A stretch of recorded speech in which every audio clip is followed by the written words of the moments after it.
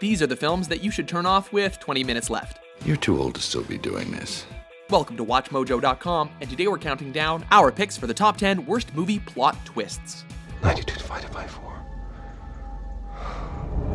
For this list, we've chosen big screen endings that enraged, frustrated, or just plain bewildered audiences and critics alike.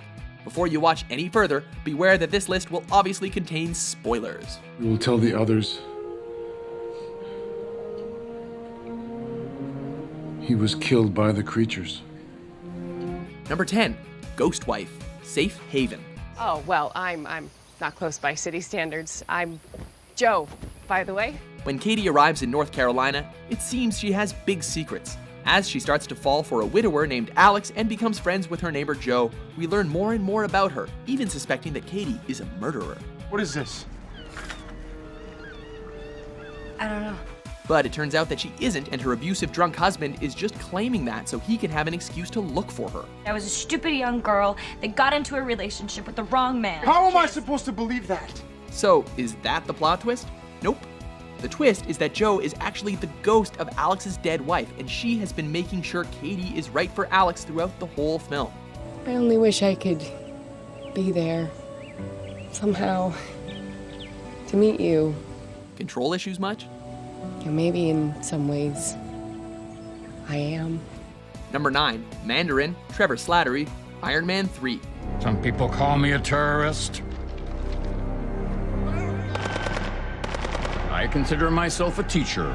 After he sanctions several terrorist attacks and blows up Iron Man's house, audiences were really excited to see the Mandarin in the flesh. My disciples just destroyed another cheap American knockoff. The Chinese theater. Until they actually did. You see, it turns out that the evil Mandarin is just a drunk British actor named Trevor Slattery. They gave me things. They gave me this palace. They gave me plastic surgery. They gave me things.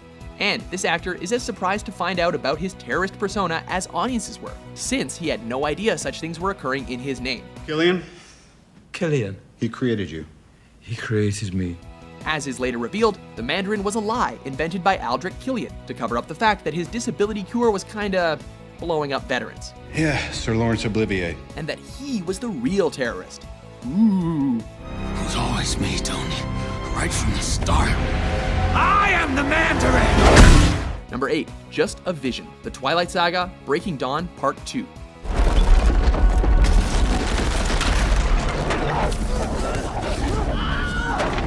After 4 arguably dismal movies, plenty of people were more than ready to see all of the characters in Twilight be brutally murdered, and that's exactly what they got.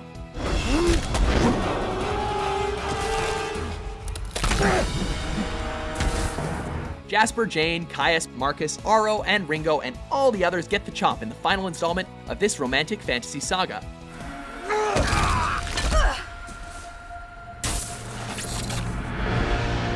Except, gotcha! Because the battle sequence was just a vision being shown to Aro of what would have happened if there was an epic and awesome battle. Since Aro decides not to wage war, the coolest scene in the franchise is made completely irrelevant.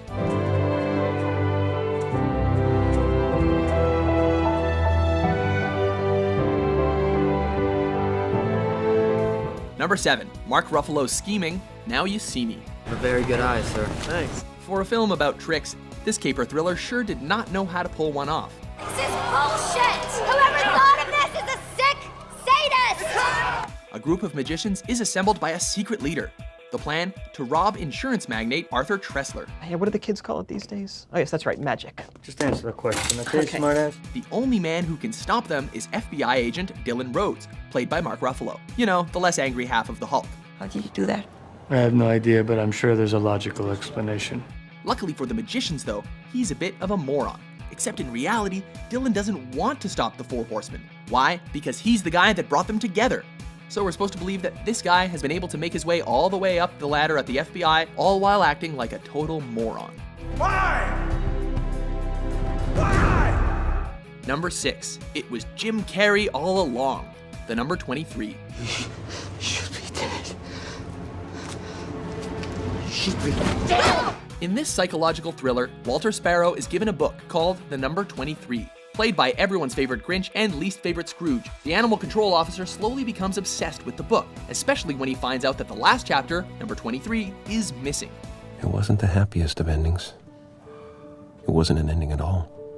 After chapter 22, there was nothing but the question. As the movie wears on, Jim Carrey's character slowly discovers that he wrote the book, and that the murder described in it is something he did in real life. It was a whole hour before the doctor arrived, and in that uncertain hour, my 8-year-old mind raced. Really? Can't Jim Carrey go back to being the kind of funny, mentally unstable guy like in Me, Myself, and Irene? I want you to leave, Hank. You need to leave before... Before what?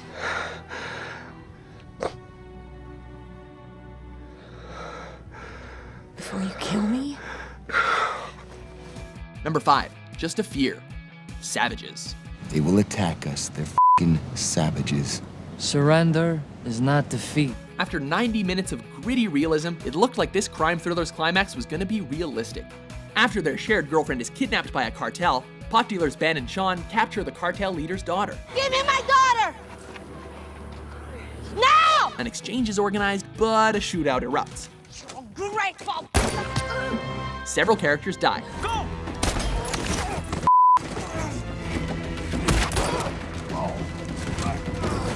Ben is wounded, and he, Sean, and the girlfriend Ophelia all overdose to die together. Except that was all just Ophelia's fearful thoughts of what might happen. That's the way I imagined it. But the truth has a mind of its own. In actuality, the good guys live happily ever after. And for some reason, so does the cartel enforcer, who's also a rapist and a decapitator. Lotto and Azul created a new cartel. The Azulados. Number 4, modern day, The Village. My intentions are true to my word. I think of nothing but the people of this village. M. Night Shyamalan has a reputation for giving his films terrible twists, and this is no exception. There are secrets in every corner of this village. The psychological thriller appears to be set in a rural village in the 19th century that is being terrorized by monsters, or so it would seem. But in fact, none of this is true. Mile 27, there's a girl. I'm gonna check it out. The story is actually taking place in modern time, and the village is one in which a small cult of people, many of whom are unaware of what really goes on in the outside world, is living in a secluded forest. The monsters? Just the village elders in fancy dress. The whole film is basically an over-serious 2-hour episode of Scooby-Doo. Wait, you're not tricking me, are you? Number 3, water, everywhere.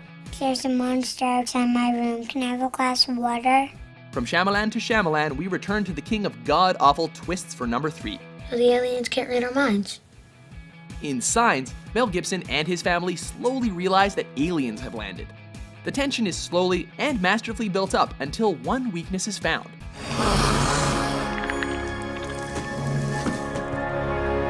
Water. Yes, water.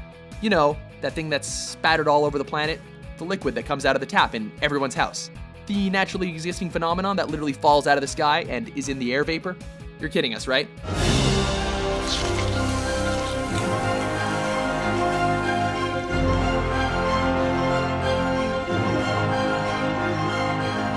The aliens are supposed to have superior intelligence and they didn't plan for this?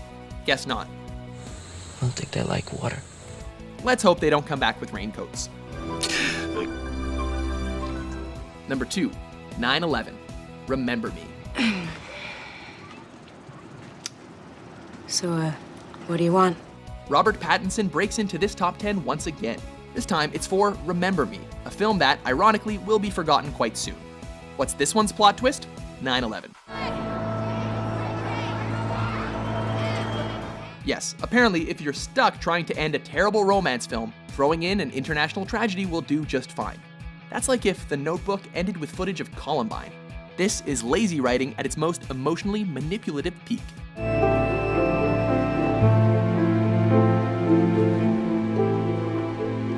Before we get to the worst film twist of all time, let's have a look at some honorable mentions, or rather, dishonorable mentions. Okay. He'll be out shortly. Thanks, Abby. Oh, how's school? Boring. Of course there was no file. It was simply bait. What I needed wasn't this fault. Garen was the only one with enough power and influence to get me out of jail. This one is based on the 2 worst books full of lies and distortion, like all bad propaganda. Look, WikiLeaks movie. It's more like the anti-WikiLeaks movie. They were undone, destroyed, after all of man's weapons and devices had failed, by the tiniest creatures that God and his wisdom put upon this earth. Number 1, Abraham Lincoln, Planet of the Apes. I'm tired of this human. The original Planet of the Apes flick is considered a classic and one of the greatest films of the late 1960s. Take your stinking paws off me, you damn dirty ape! So when Tim Burton took the reins for a reboot, he already had the foundation of a great film ready for him to slap his name on.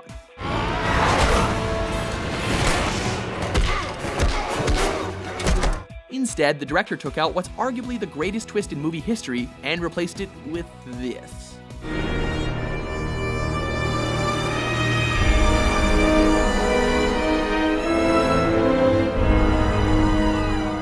Needless to say, it pissed off fans, critics, and pretty much everyone else with eyes. If this is the best twist humanity can think of, we think we deserve to be overrun by apes.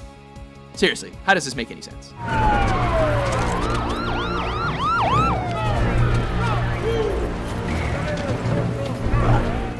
Do you agree with our list?